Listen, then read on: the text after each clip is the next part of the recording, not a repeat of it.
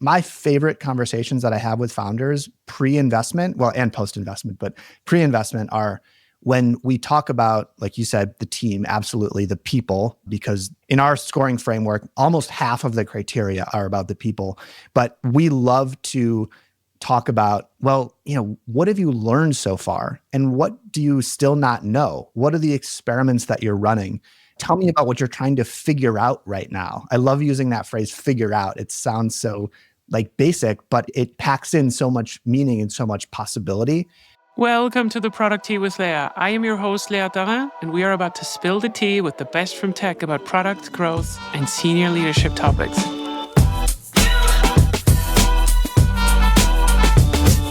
Welcome to the show. Today I'm hosting a man who's not just a design legend, but a sprinting savant. He's the co-creator of the sprint method, which has saved more startups from chaos than a free coffee machine and a WeWork. From designing Google Ads to helping Slack, One Medical, and Gusto scale like crazy, he's the guy who can turn your what if into what's next in just 5 days.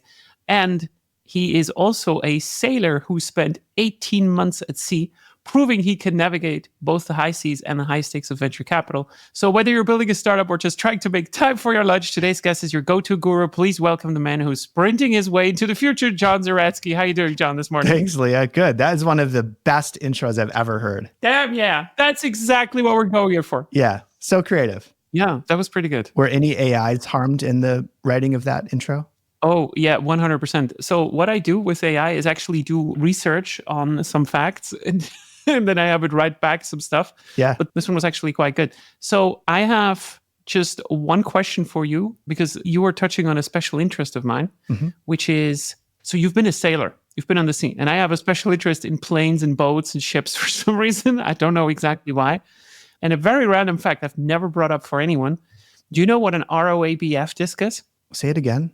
An RAOBF disk. No. This used to be a disk that they used in the Second World War to estimate the distance and the angle of attack from submarines to ships. Wow. And it is crazy. Yeah. So the reason why I'm mentioning it is like I created some of these back in the past and sold them on Etsy. Oh, cool. Is it like a mechanical calculator, like where you sort of spin the disc? Exactly. Yeah. Oh, that's really cool. It's like 3 circles that you can try to kind of turn, right? So like you estimate the distance, you see first like the silhouette of the boat, and then you kind of, you enter everything, and then you see like, okay, so like this is the exact distance that we need to do whatever we want to do.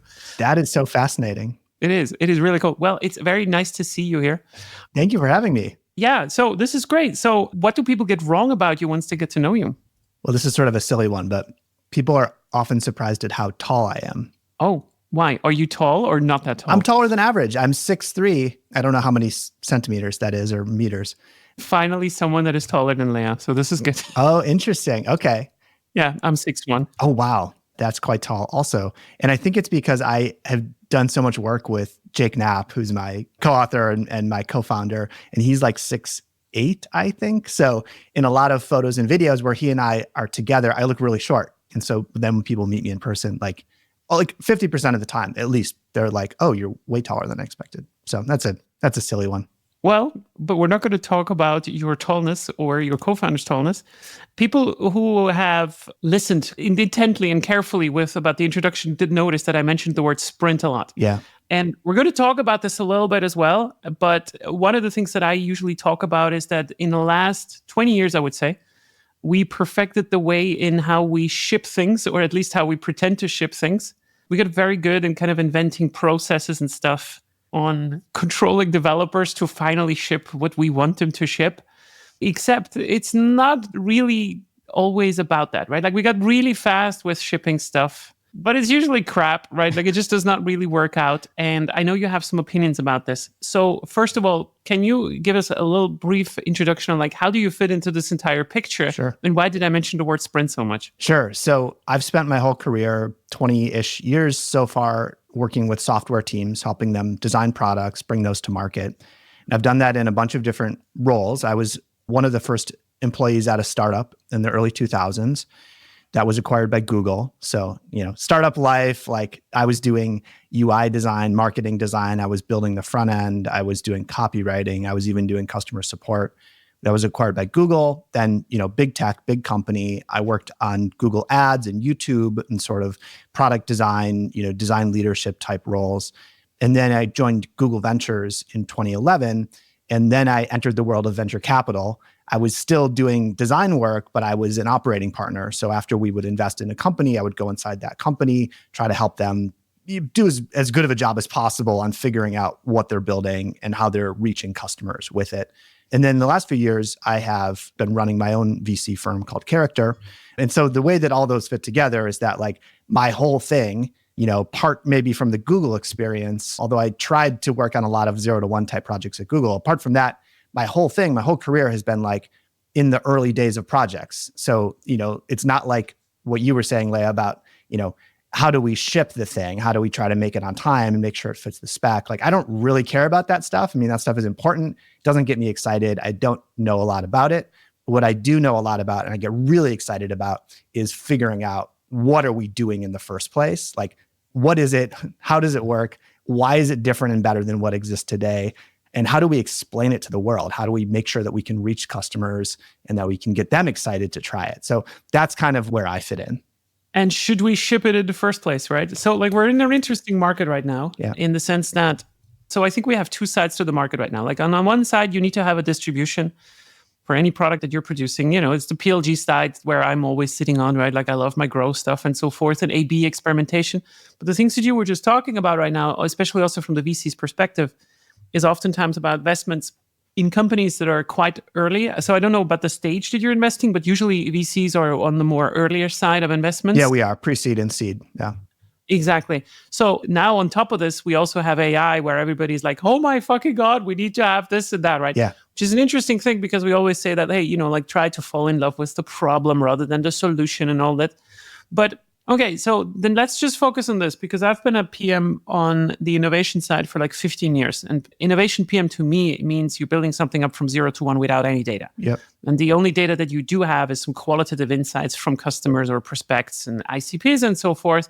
And my biggest gripe with all the product teams that I have been working with, I would say like up to a scale for up to 150 people, I would say this is holding true, is that most of these PMs never really learned how to do business casing, understanding whether the underlying hypothesis actually has merit in the market or not. Yep. And I know you have an interesting connection to this. Can you maybe tap a little bit into that? Yeah. So when I worked at Google Ventures, it was the first time when I had needed to sort of be like a consultant and jump into things that I didn't know a lot about, into new businesses and help them really quickly figure out what they were doing and if it was working. And so the way that we did that work was with this design sprint method that allowed us to go into a company, drop in, kind of figure out what was important, and then very rapidly validate some potential solutions for whatever they were working on.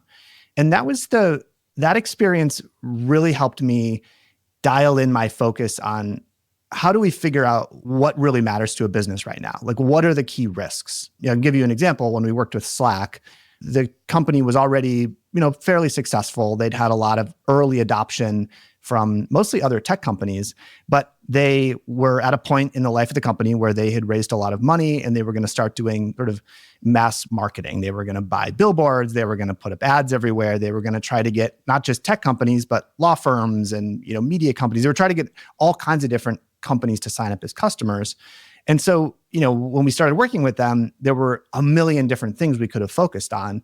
But through the design sprint process, we were able to drill down to, well, what really needs to be true here for you to not just go and waste $100 million, right? Like, what actually needs to be de-risked before we can place this bet?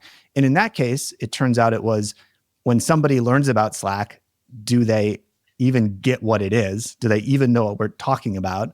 And then how can we get them to try it as quickly as possible? The team knew that once somebody tried it, they immediately understood it. So we ignored everything else and we focused with the team on just those things. That has continued to be a really important thread for me. And it's even more important now because most of the work that we do now is investing in companies that are way earlier than that. It's like you said, these are the teams who are making decisions without a lot of data. And sometimes we're the first investors in a company. Sometimes they are literally incorporating their company so that, they can raise money from us and we can work together.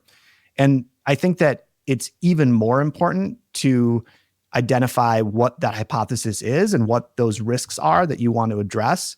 And that's something that we do with a method we call the foundation sprint, which we created in the last few years, specifically for this stage of company. And it's all about getting crystal clear on the basics of what you're doing. So the customer, the problem, the competitors, the differentiation. So really being honest with yourself, shining a bright and harsh light on why is this actually different than what exists in the world today? And then setting up your first experiment, saying, okay, what's the first thing we're going to try? Because A, we think it's a good idea, but B, we think it's going to actually help us validate all those other assumptions that we made, all those things that we baked into our hypothesis. So that's kind of how I think about it. Okay, that makes a lot of sense. And it sounds good on paper. So I have a couple of challenges as we go forward, but maybe can we get a little bit more specific on what that exactly means? Sure. So you mentioned Slack. I don't know whether you could talk out of the soapbox there, but it's a bit more about, can you give me an example how this is different from typical roadmap planning? I think I have some ideas on what you mean. And also for which stage is this the most appropriate, do you feel like, opposed to what we have been always doing, shipping something? Yeah. When I talk about sprints, there's two different methods that we have created and that we use. There's the design sprint, which we wrote about in our book Sprint. This is really meant to help a team identify some key risks or questions, generate solutions, build a realistic prototype, and then test that with customers and do that in about a week. So it's a way to sort of test whether a particular solution or solutions are working in the context of a reasonably well-defined problem or opportunity. More recently, we created this other method called the foundation sprint.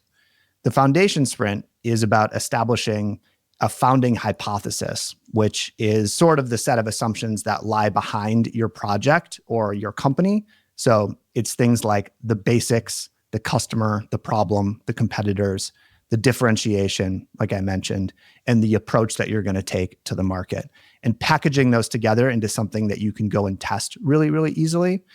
The design sprint we created at Google Ventures for the style of companies we were working with then, they were varied, but if we average them out or we choose the median or whatever, they were kind of in the neighborhood of a Series A, Series B. They were companies that had something that was clearly working in the market. So Slack as an example, Blue Bottle Coffee, One Medical Group. At the time that we invested, 2012 through 2017, all of these businesses were working at some level, but they had some new thing they wanted to do. There was a big opportunity that they saw. For Blue Bottle Coffee, it was building an online business, a delivery business.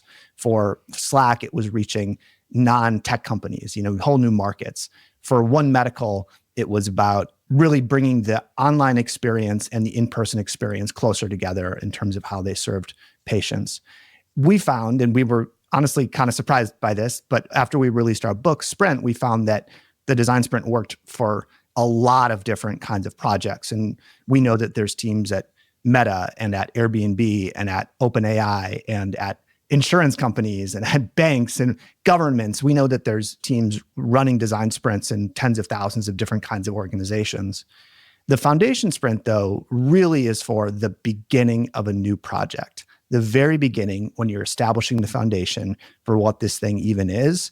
And you can still use it as an existing company. You can still say, hey, we're starting something new, so let's run a foundation sprint. But our bread and butter, the work that we do every day, is with companies that are kind of in their first year of their existence. And so we're really helping them put together the building blocks of not just a product or a project, but put together the building blocks of this new business that they're starting. So there's an interesting thing happening right now, I feel like, in the industry where we see more established brands trying to kind of separate parts of their businesses into, they call it usually new ventures or whatever, but under the same brand. And the interesting thing there, so this is nothing new, of course, but right now, this is something that a lot of companies are trying to do, just to see that they're not missing the train, so to speak, on AI, and what you can build and so forth. So they're not getting destroyed by ankle biters and getting disrupted by companies who are, just as you said, are also earlier stage and then are starting to eat their lunch and so forth. And when I'm looking at pitch decks that I get from early stage companies that are really like independent, but then also like at these business proposals from these kind of new ventures. Oftentimes they just hire like a new head of product and then they put them in there. So for instance, Miro did this right now as well. And some other companies that I've spoken to, like Firefox was also doing the same with Adam Fishman. He was also on my pod like just a couple of weeks ago. Same principle in that sense, but they all sort of suffer with the same problem that I also see a little bit when I work with my clients. And that is like this inability to formulate a good business case as a PM. Like, why are we doing this and so forth? Because when you're building something new or you're trying to figure out, does this have merit or not, then further down the process is very little attention. It's usually like, okay, let's just see whether it works, right? It's almost like a check mark, like, oh, yes or no. But actually, I've never seen a business hypothesis that was so solid that you could say like, oh, if this is reaching 100,000, then we're going to keep it. And then if it's 99,999, then we're not going to keep it. It's just not working this way, like in real life. Totally. So how do we shift now more of this attention, in your opinion, from planning the stuff to also consider like what's going to come afterwards? I think a big reason people don't do that work, they don't establish what you call the business case, what we call the founding hypothesis, is that it's uncomfortable to do, especially uncomfortable when you don't have any system for doing it. You don't have a method. Like there's a lot of methods out there. There's a lot of systems and advice. I don't know how well they work, but there are plenty of things that you can turn to for comfort about how to ship, how to deliver, how to do that production mode of building something new. I don't think that there are as many good and effective and simple tools for establishing the hypothesis behind what you're building. And I also think that people just don't want to face the idea or the question that they might be wrong, that they are in fact basing a series of very consequential decisions on a hunch or on a set of guesses. And so what we have always tried to do with the sprints that we create is to take something that feels uncomfortable and hard, and as a result, teams are not doing it. And then we just we break it down. And then if it's like a massage or something, it's like you find like a tight muscle and you work on it. And then once it's released, then you move on to the next tough area and you work on that. That's what we try to do with sprints, is we try to find, okay, what's a hard thing that people either aren't doing or they're getting stuck on? Let's break that down into a series of exercises and techniques that are simple, that we can teach people, we can lead them through. And then if we find something else next to that, adjacent to that, that's tough, we'll dig into that and break that down as well. So that's, I can't speak to what happens at big companies, but certainly at startups, when we review probably 1,000 companies a year, maybe 1,500 a year. And most of them have, not all of them have a plausible hypothesis. Many of them have a series of words that are tossed together in a way that if you fill in the blanks, you might be able to get to a hypothesis. But almost none of them have any sort of plan for how they're going to find out if that's true, other than, well, give us $1 million and we'll spend the next 6 months building it and then we'll launch it and then we'll find out. And, I just think it's not good enough for people, for the world, because, we all have one life and we should be spending it on things that are important and matter. And it's not good enough for us as investors, because we'd love for those teams to learn faster. We don't want them to spend 12 months and run out of money before they know what's going on. We want them to start learning immediately. We want them to be taking action to generate information as quickly as possible. And so that's kind of the why behind these methods that we create. I think that's an interesting one, because I'm not seeing thousands of pitch decks every year, but I would say a couple of dozen every month is probably more or less right. Or at least I talk to people who are in the process of like raising funds as well. And what really pisses me off is when I look at these pitches oftentimes, that they still mostly feel based in the reality that we had like 4 to 5 years ago. So for instance, we have like usually these aspirational stories on like, hey, how is this becoming a unicorn, right? So like, like the $100 million revenue kind of question and so forth, which is way too high level in some ways. But then again, it's missing also like the details on like what is the customer problem that is worth solving. But like, let's say they even have this, and this is what I like what you said, don't be afraid of talking about two things when you're pitching, because pitching a good business is in the interest of a VC and also the company itself. First one is talk about the people in them more than you would, because if you get a feeling that someone that understands the markets, that is willing to make uncomfortable decisions, then that's also an important part of the pitch. And the other thing is exactly what you said, like, hey, give us at least a little bit of meat on how you were trying to validate this, instead of just saying like, hey, like this is in the bag, right? It's just like meet and greet and then we got it. Is this also something that you feel like you could mirror? Because one of the things that I read today was that apparently 50% of all new founded companies right now, I think in the US, are closing down after 30 days already again. At least in SaaS. I'm not sure whether that's true, by the way. I might misremember, but like I've picked something up today on this. Yeah, 50% sounds about right, but that 30 days is faster than I had realized. I don't know whether it's true. It sounds good, right? So like, yeah. Yeah, regardless of those specific numbers, it's absolutely true that most new businesses fail, whether they are startups or they are just sort of run-of-the-mill Main Street small businesses. When we evaluate potential investments, we use a scorecard, and we can geek out on decision making and ways of making high quality decisions. But suffice to say for now that we use a scorecard that it's blinded between the partners on our team, and we do that to avoid a few common cognitive biases and make higher quality decisions. And one of the criteria that we use in that scorecard is hypothesis driven. How hypothesis driven is this team? Are they methodically identifying and validating hypotheses? And the opposite of hypothesis driven is vision driven. And usually people think of vision driven as being a good thing. Like, oh, a vision driven leader who's going to inspire the team to follow them into this beautiful future. We think at pre-seed and seed stage, early stage startups, vision driven is actually a bad thing. I mean, it's nice to have a sense of mission. It's nice to be able to inspire people about the change you want to create in the world. But if what you're saying is, this is the future, come with me, all we need is money and time to build it, the chances are very high that you're going to fail. They're 50% or higher that you're actually going to fail because your vision was wrong. And there's nothing wrong with that. Like, it's natural. Like, nobody can predict the future. So that's really important to us. And my favorite conversations that I have with founders pre-investment, well, and post-investment, but pre-investment are when we talk about, like you said, the team, absolutely the people, because in our scoring framework, almost half of the criteria are about the people.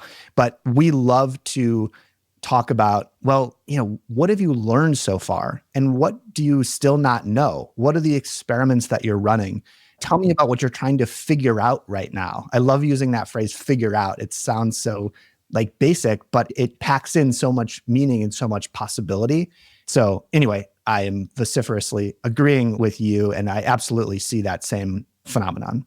So can you give me a specific example on what a good hypothesis would be in nature? Like, what do you consider to be a good hypothesis before we talk about what it means to be hypothesis driven? Sure. Yeah. So I think that we think of hypotheses at two different levels. So there are hypotheses that are very specific to a particular tactic or solution. So an example, and we often phrase those as if-then, and I don't know if that's syntactically perfect, but we find that it's an easy way for us and teams to understand.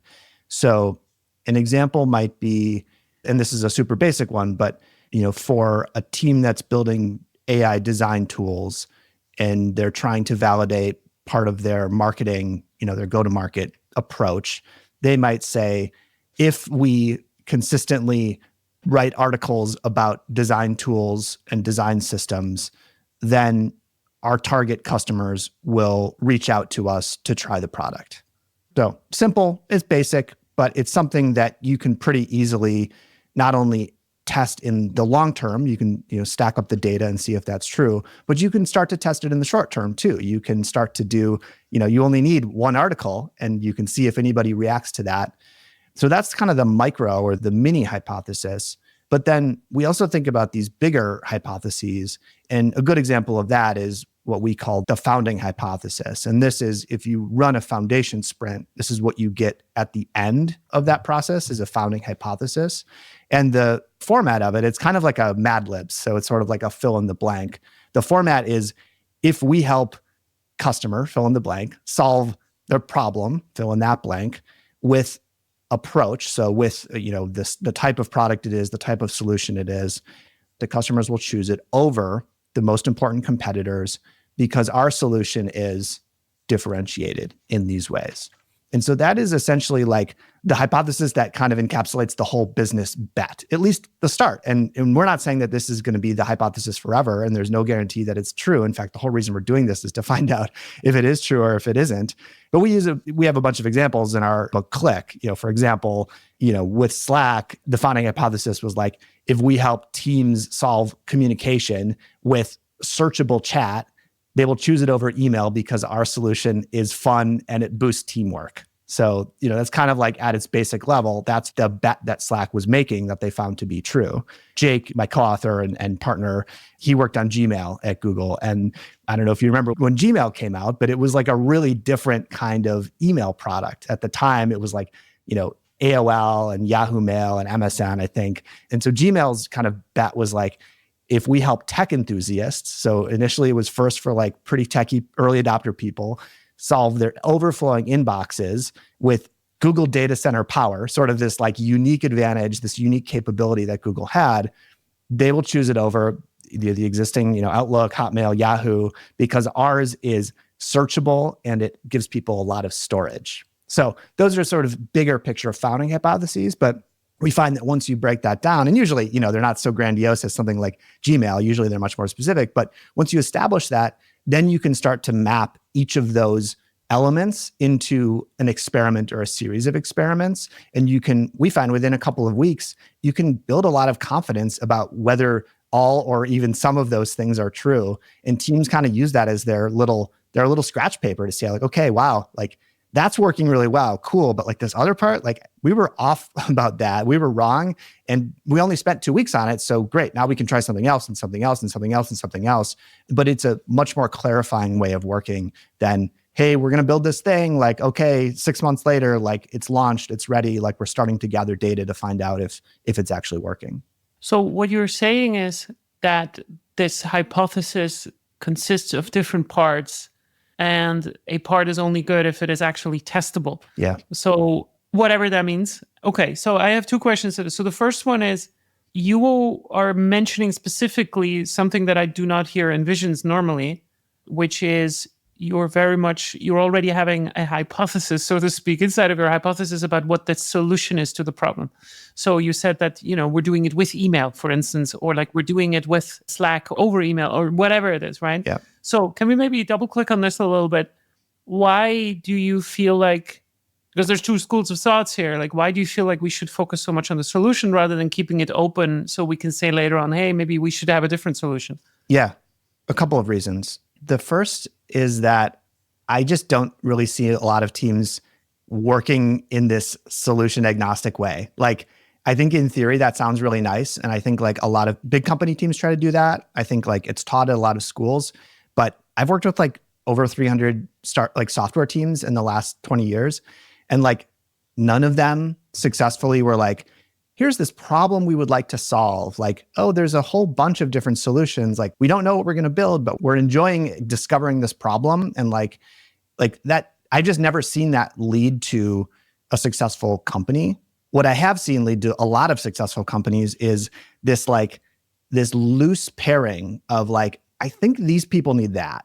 I think like, and it's imperfect and it doesn't satisfy the really analytical, thinky parts of our brain because it doesn't seem granular enough. But like, the team at Slack, they weren't like, gosh, what do teams really need to improve their collaboration? They were like, hey, we're going to build this chat thing to like help us keep in touch. And then they're like, oh, I bet other teams want this. It was like the pairing of solution and problem was like always there from the beginning. So that's the first reason. The second reason is what we really want teams to do is to, as quickly as possible, build a solution, prototype a solution that they can test with customers. And the reason we want them to do that is that we think that the best feedback you get, the best data that you can gather in the early stages of something is by showing people something concrete. It's great to talk, it's great to ask questions, you can learn things absolutely, but the quality and the actionability of what you learn when you put something in front of them, something that looks real, is just so far beyond. And so what we want teams to do is to be thinking about from the early days, what's the thing that we can test like next week? Like what's the thing that we can prototype next week and put it in front of customers? Because we believe that even though technically you're like you're wasting time by creating something that's going to fail. If you do it quickly, it's worth it because you're just going to learn so much more. Like when you show somebody a chat app for solving communication, and they're more likely to say oh, actually, the real problem is we have too many meetings. It just spurs, when they see something real, it just spurs them to dump their brain on you, versus when you ask them a question, you're like, what are your communication challenges? Then they just don't tell you real stuff. It's just, there's this disconnect between sort of nice sounding feedback and raw, real reactions.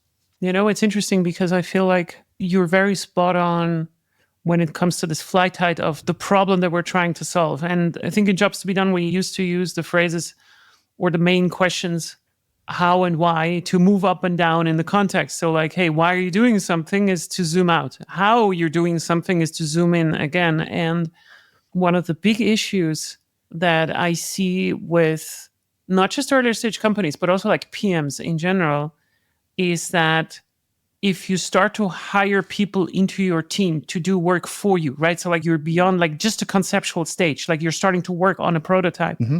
There is no use to avoid a specific solution, at least as a hypothesis, because the only use for not doing this is if you wanted to figure out whether, let's say you and me, we have a business, hey, should we pivot to something else? Yeah. But this is not helpful for 99% of all the people that you're going to hire. Yeah. So I'm 100% with you, and I think it is quite difficult sometimes to do that. I would say where I'm 100% sure that this is a good thing is wherever founders are not specific enough in general, and that is with, it's not just solutions, but also their ICP. So to whom do we actually sell? Yep.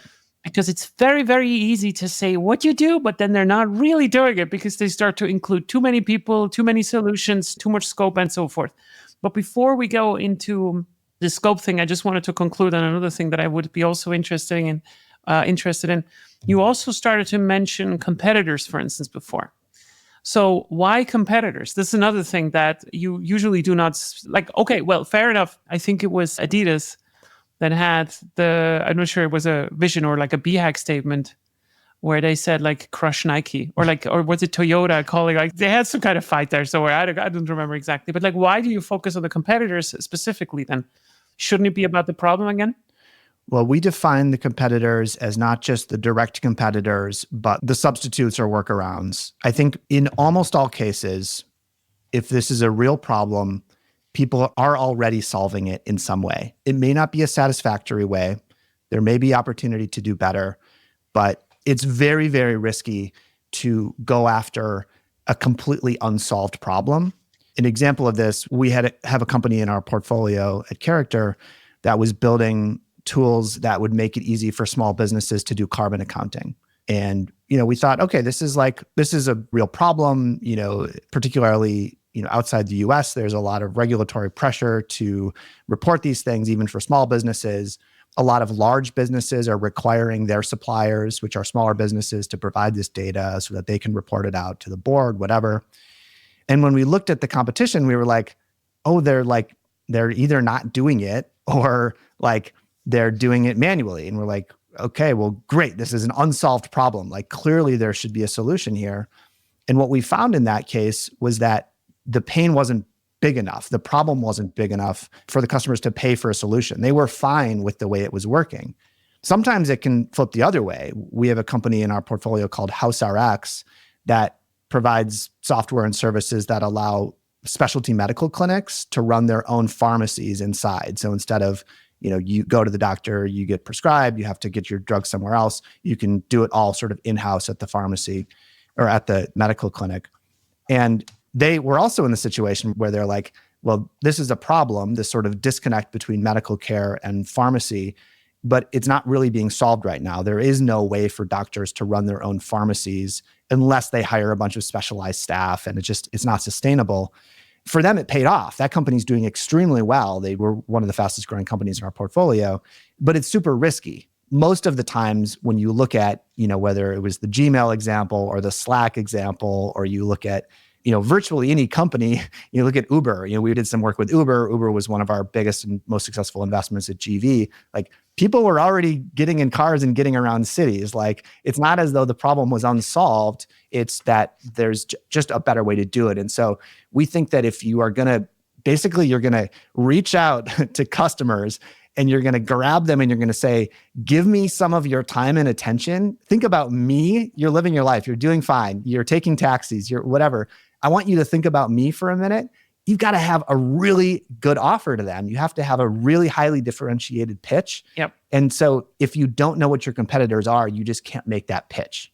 I usually have this conversation with younger founders where you have to explain them like, so what is a differentiator, right? Like, and I think your explanation was pretty good. I'll share with you my method. It's not in a book. If you have a second edition coming out, you could also add my method into this, but like, let's see whether you like it. Okay. So what I'm trying to do, I should definitely write a book about this. Like, as I'm thinking about it, I think it's good. Okay, so the question is, what is pissing off at least 50% of our ICPs at least once a month in their professional life? Yeah. So first of all, it needs to be a recurring thing. So that means like it needs to piss off half of them like once a month. Yeah. And then it needs to be the ICP. So the ICP needs to be narrowly defined. If you say like, hey, it's at least 50% and so forth. But then I also ask usually the founders or the younger people like, okay, so now give me 3 very specific examples in how this feels and plays out.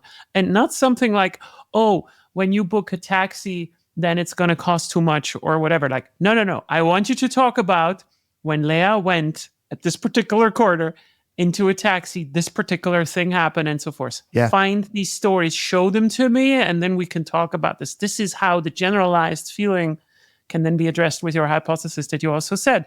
Because, what I just said in so many words is like this kind of thing, like when we say this 10x solutions, you can only make someone switch products Totally. if it is 10x times better than the old solution. It has everything to do with this. Yep. And the way that we used to think about ODI or like outcome-driven innovation was like to 2 things. First of all, how important is it to someone? But then the other idea is like, how good can they do it right now with their current solution? That's why I love it so much that you said like the competition is the use case that they are already using. And only this gap in between, if it is big enough, is where a market can even exist. We did not even talk about the payment, right? Right. If you cannot find pissed off people about something, there is no market. Yeah. That's what a differentiator is. That's a great framework. And it speaks to something that we think is really important, which is that markets, we love to talk about markets, right? Of course, how big is the market? Do we have product market fit? Blah, blah, blah. Markets are made up of individual people who are living their lives. And so before you can get to a market, before you can get to product market fit, you need to find individual people. Like you said, you need to be able to talk about and understand the pain, the wishes, the desires, the struggles, the frustrations of even just 5 people, and then 10, and then maybe 50, and maybe 100, and maybe 1,000. But you have to start there, and you have to be able to nail that before you should think at all about scaling beyond that. Yep, 100%. Okay, cool. So far, we have been on the same page. But now you said something before about how to get to the prototype stage. Yeah. So here's a challenge that I have, and I'm not sure you're familiar with what Jason Fried is talking about a lot. So like he's using like this. I don't think they're doing anything like beyond 6 weeks or so. I'm a big fan of Jason Fried. I admire him, and I agree with almost everything he says. I will tell him next time I talk to him. But so the thing is, whenever I fight with Jason, it's about. I mean, I agree with him and also with you that you need to have a very kind of short kind of time frame to put something out. Otherwise, you're getting busy with like spinning your wheels for like 3 to 4 months for no real uplift, right? Yeah. So like there's usually very little gain in spending too much time on like polishing the turd, so to speak, before, whatever food is served. Yeah. And my issue is usually as well, like there are very valuable ideas that just cannot be tested in a week or 2. And that is true. So there's nothing contagious about this, but like we probably, like you and me, we grew up in different industries, but we grew up in a time where we talked about the minimum viable product. Sure. How do you think about this minimal part right now? And did this change? So like, what is the minimum that you feel like needs to exist in order to test the hypothesis? Because what I usually see is that that goes out and prototype out and then they say, yeah, but I could have succeeded if we just like that fix this thing over there and so forth. And then, we're back in the same thing as before. Yeah. People want to believe what they want to believe. And so oftentimes when they test prototypes, they make excuses for why it didn't work. But the other thing that happens is that in order to create an MVP, you have to do a whole bunch of work that you may not be thinking about at first. You have to have a settings page, and you have to make sure that it's not going to crash, and you have to have a support channel, and just like a bunch of stuff that you have to do. I'm talking about software, of course, but like you just like, there's a bunch of details you have to get right. And I don't know, let's say it's 90% of the surface area of that product or that experience isn't really necessary to answer your questions. It's not really necessary to validate the hypothesis that you have. That 10% of the surface area, whether it's the landing page and onboarding flow, whether it's the product UI, whatever it might be, that stuff, we think you can prototype, forget 6 weeks or 2 weeks. We think you can prototype that in like a couple of days. I mean, I say we think, we know, we do it all the time. I mean, we literally do this like, multiple times a month. And so I think if you focus on essentially creating a simulation of a finished product that has enough surface area to create something for your customers to react to, because they think they're looking at something real, right? They don't realize that they're not looking at a real product. They can't install it on their phone and like use it every day on their own. But in the context of that experiment, of that test, of that interview, they think they're looking at something real. If you can build that, you can find that slice to create, you get such rich information back that it allows you to move forward and say, okay, we're good. We can check the box on that part of the hypothesis. Now let's build some other surface area and test some other thing. And you can go through those cycles like a week at a time instead of, 6 weeks or whatever the cycle might be to build finished software, to build a finished product, which is a completely different situation. So when I'm thinking about this, I think the difficult question is always like, how much, right? Yeah. So like, how much are we willing to compromise from this early stage thing to the full product? And I'm with you, like fake it till you make it makes a lot of sense. Also, like the backend does not need to be real as long as the customer is getting it. Yeah. So I'm with you on this. So, but like the thing that I'm struggling with is that you will have a lot of business ideas that are struggling right now with the distribution side of things and not with the product side. So for instance, let's say we have, I don't know, the Uber idea. I don't know, Uber is maybe a bad example because it's not that hard to find people who want to drive somewhere. Mm-hmm. It's kind of like, it's not the hard part. But like, let's say you do have issues with the distribution side of something. I think you mentioned something about before, like if we write articles, then we will attract specific ICPs into our business. Yes, the article can be produced very fast. Maybe that's true. But in order to evaluate it, this is going to take months, maybe. Yeah. So how do we reconcile that? Yeah. One thing that we try to do with founders is to zoom into the moment when the customer is encountering the thing you made, your prototype. And the way that I sometimes describe it is like, imagine like if you had a magic wand and you could just like zap the customer like into your marketing website or into your product, like start there and like make sure that that's working. And so an example of that might be like, well, to use the article example, like you're not going to be able to solve in a couple of days or to answer in a couple of days, like the SEO and the, social algorithms and how that all works out. But you can validate like, oh, if we go and talk to 5 of our target customers and we create a simulation where they have organically encountered this article. I mean, sometimes we'll prototype, we'll mock up Twitter feeds, we'll mock up LinkedIn feeds, we'll mock up, emails that are being sent to people into their inbox. And you can validate those sorts of things. You can validate like, oh, do we feel like this article, this piece of content, this message is clicking for people? And then you can, once that's true, then you can go a layer out and a layer out and a layer out. And those experiments may take longer. They may require different techniques. But that's an example of how you can start to test those types of things. Another example is we have a portfolio company called Orbital Materials, and they have created some AI models that help with material design. So sort of material science, creating new physical materials. And the way that they tested their offering to chemical manufacturers specifically, who was their ICP, was essentially through sales decks. They didn't have like a repeatable sales motion. They didn't have like, thought leadership and conferences and advisory boards. They didn't have like all those things, but they were able to, through, scrapping and scraping and asking for intros and cold emails and DMs and all those things, they were able to get in front of a few executives at chemical manufacturers and pitch them something that didn't exist yet. And they were able to find out, like, is the pitch resonating? Is the value proposition resonating with these customers? And then they were able to layer on top of that and on top of that. So that's kind of how we approach those types of experiments. Yeah, I'm rubbing my nose a little bit now here on the side, right? Because what you're saying a little bit through the flowers is that, you don't need to necessarily have a full product before you sell the full product. Totally. Yeah, absolutely. Yeah, okay. I mean, yeah, we can say that. I'm not allowed to say that, but like maybe we can say it. I don't know. Why aren't you allowed to say that? No, I'm just saying, like, because I've been approached by people who clearly were doing this, and it was a bit obvious as well sometimes. And I'm just like, you're wasting my time now. You're actually wasting my time.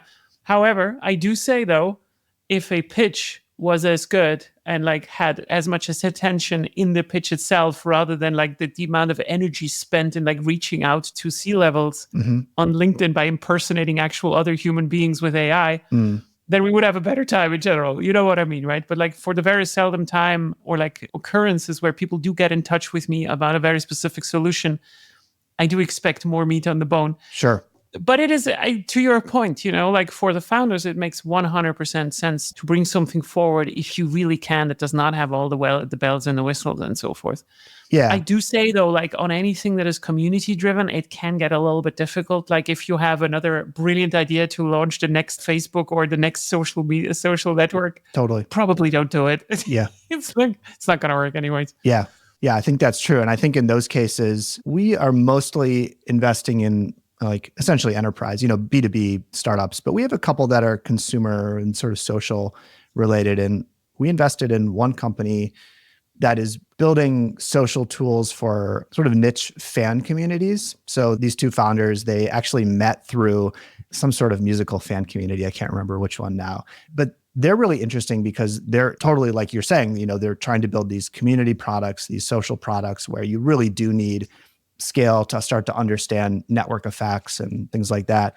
But they've actually taught us a lot. We've been really impressed and surprised by some of the approaches that they're using. For example, they just launched a Discord activity. I didn't even know what that was, but it turns out that if there's a community inside of Discord, you can launch essentially like a plugin that people can add to Discord and it can interact inside of the community. And so they've used experiments like that to start to answer some of their questions, short of building the whole thing, which is eventually the goal. But, starting with what can we build now in a matter of days or weeks to answer our most important questions right now? Yeah. Okay. Yeah. No, that makes a lot of sense.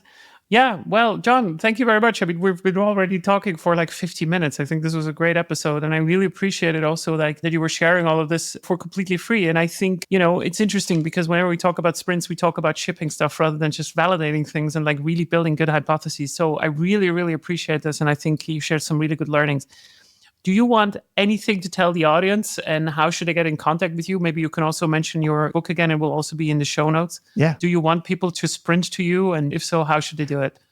Yeah. Well, our new book is called Click, and it's all about the foundation sprint, which is a 2-day method that we developed to help teams at the very beginning of new projects. So you should check that out. If this was an interesting episode for you, you should check out the book. The best way to sort of follow along with everything we're doing is at jakeandjz.com. So Jake and the word JZ, the letters JZ.com. That's our sort of newsletter for all the work that we're doing with startups, talking about design stuff, sprints, sharing announcements, events, resources, et cetera. And if you're a founder and you're interested in working with us, you're interested in raising money from us, you should go to character.vc. That's the website for the venture fund that we run. Thank you very much. It will be in the show notes. And thank you for coming. And that's the end of this episode. Thanks, Leah. This is great.